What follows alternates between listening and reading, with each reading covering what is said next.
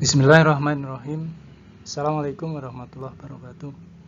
Selamat berjumpa kembali, salam jumpa kembali pada anak-anak sekalian, siswa SMP. Kali ini masih bersama pelajaran PPKN kelas 9 bagian kedua. Label Bapak masih tentang pembelajaran sekolah di rumah, pembelajaran yang memudahkan siswa. Jadi sekali lagi bahwa pembelajaran kali ini adalah kalian melakukan kegiatan-kegiatan di rumah yang ada hubungannya dengan pembelajaran di sekolah. Selanjutnya untuk lebih jelas kita mulai bahwa pertama selamat pada kalian ya yang pada bagian pertama kalian telah menyelesaikan dua tugas. Yang pertama adalah belajar memahami materi dengan permainan kuis teka-teki silang, dan yang kedua membuat tulisan hasil telaah keberagaman yang terdapat di lingkungan keluarga kalian masing-masing. Kalian telah mengalami, menjalani sendiri kehidupan di dalam keluarga, kehidupan bersama dalam keberagaman. Untuk selanjutnya, ikuti bagian kedua dari pembelajaran kali ini. Masih bersama Pak Agus Sudiarso dari SMP 1 Arjasari Kabupaten Bandung. Pada bagian kedua ini, selesaikan dua tugas, dua aktivitas kegiatan dalam minggu ini. Apakah kalian sudah siap?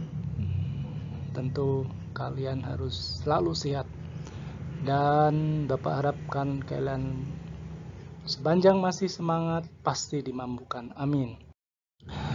Nah, yang pertama tugas atau LK yang harus kalian kerjakan adalah kalian melakukan pengamatan. Nanti ini hanya salah satu judul saja, indahnya keberagaman masyarakat di sekitar tempat tinggalku. Pada intinya tulisan tersebut atau tulisan kalian tadi yang akan kalian kerjakan adalah menggambarkan keberagaman yang ada di dalam masyarakat lingkungan sekitar. Keberagaman itu meliputi keberagaman agama, ras, golongan, gender, sosial budaya, ekonomi, sosial budaya ekonomi yang terdapat dalam kehidupan masyarakat di sekitar tempat tinggal kalian. Sedangkan formatnya bisa kita lihat berikut ini. Nah, ini adalah kita pasti hidup di tengah-tengah masyarakat, di dalam masyarakat sekitar kita. Inilah gambaran keadaannya. Ada yang suka olahraga, ada yang suka mendalami ilmu, ada yang kelompok masyarakat yang tua, remaja, anak-anak. Aktivitas di hari-hari tentu kita tidak bisa lepas dari keanekaragaman yang ada dalam masyarakat, termasuk juga keagamaan, kemudian gender atau laki perempuan, kemudian juga mata pencarian. Apa saja yang harus ditulis di sini? Untuk judul ini hanya salah satu contoh saja. Kalian bisa membuat judul yang lain yang menurut kalian lebih pas, lebih menarik. Pertama, pendahuluan. Pendahuluan itu kamu ceritakan atau kamu tuliskan tentang pengertian keberagaman dan contoh-contoh keberagaman yang selama ini kamu lihat, saksikan dalam kehidupan sehari-hari. Sedangkan dalam bentuk tabel berikutnya ini kalian bisa isi di formatnya seperti ini. Aspek keberagaman agamanya, ini tidak perlu disebutkan satu-satunya ya, tapi secara umum misalnya di masyarakat kampung kalian yang Kristen ada, yang agama Islam ada, yang Hindu, yang Buddha, dan yang Konghucu misalnya, tulis saja di situ. Kemudian juga jenis pekerjaan, mungkin ada yang jadi TNI, Polri, PNS, karyawan, ada petani, ada yang wira swasta, ada yang jadi guru, atau ada juga yang jadi petugas kesehatan dan sebagainya. Kemudian suku bangsa juga demikian, kalian apakah amati dalam kehidupan masyarakat sekitar ada yang dari daerah lain, dari suku lain. Kemudian tingkat pendidikan pada umumnya apa? SD, SMP, lulusan SMA, perguruan tinggi, tulis saja kalau memang semuanya itu ada. Kemudian juga sifat-sifat kebiasaan juga secara umum saja dituliskannya. Mungkin yang satu sukanya dengan olahraga, yang satu aktif dengan kegiatan-kegiatan sosial kemasyarakatan, yang lainnya aktif dalam usaha pembangunan di masyarakatnya, ada yang aktif dalam keagamaan dan seterusnya. Kemudian sifat-sifat yang harus dimiliki setiap warga agar kebersamaan itu tetap terpelihara. Jadi sikap-sikap yang bisa menciptakan suasana yang nyaman dalam keluarga itu terhindar dari kesalahpahaman apa. Kemudian sebaliknya sikap-sikap negatif yang harus dihindari yang bisa memicu terjadinya salahpahaman, terjadinya bentrokan atau mungkin keributan, ini apa saja.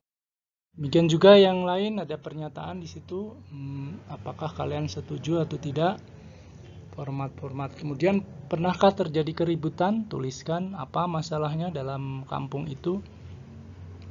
Kemudian untuk menciptakan suasana yang penuh kedamaian tadi, prinsip-prinsip hal-hal apa yang harus dilakukan oleh masyarakat sekitarnya.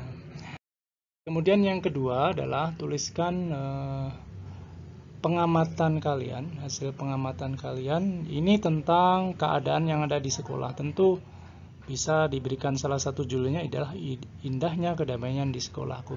Tulisan ini menggambarkan peristiwa keributan yang pernah terjadi, faktor penyebab, akibat, bagaimana penyelesaiannya, cara kuratif atau preventifnya gimana, serta apa saran usul pendapatmu agar peristiwa serupa tidak terulang lagi. Oke, lebih jelasnya ikuti contoh formatnya berikut. Tapi format ini juga judul maupun format bisa kalian kreasikan sesuai dengan selera kalian.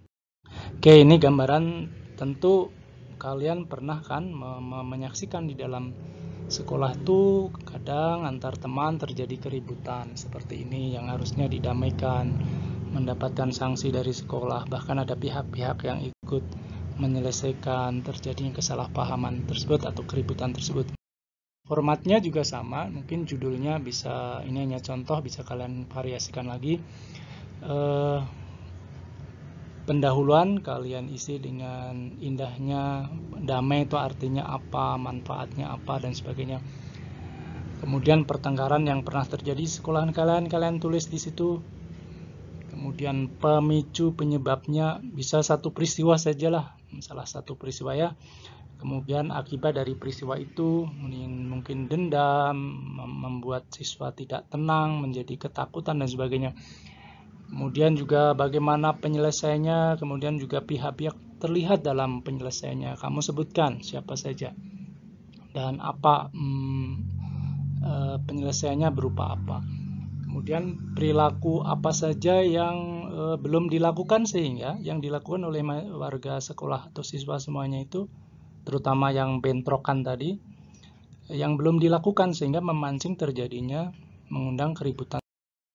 Dan yang lain juga ada pernyataan yang meminta tanggapan kalian setuju atau tidak. Kemudian kalian juga bisa memberikan usulan bagaimana harapanmu pada teman-teman yang bisa kalian tambahkan agar kehidupan sekolah kita berjalan dengan tentram, damai, penuh keindahan, penuh kekeluargaan. Kemudian juga itu ada gambar emoji ya yang kalian bisa pilih. Apakah setelah menyelesaikan tugas ini kalian merasa beban berat atau merasa senang atau biasa saja, kalian bisa checklist di sini. Setelah selesai kumpulkan pada. Demikianlah tugas untuk pembelajaran PPKN, belajar sekolah di rumah bagian kedua. Semoga kalian dimampukan, dan terima kasih atas perhatiannya. Sampai jumpa pada bagian berikutnya. Sekian, Assalamualaikum warahmatullahi wabarakatuh.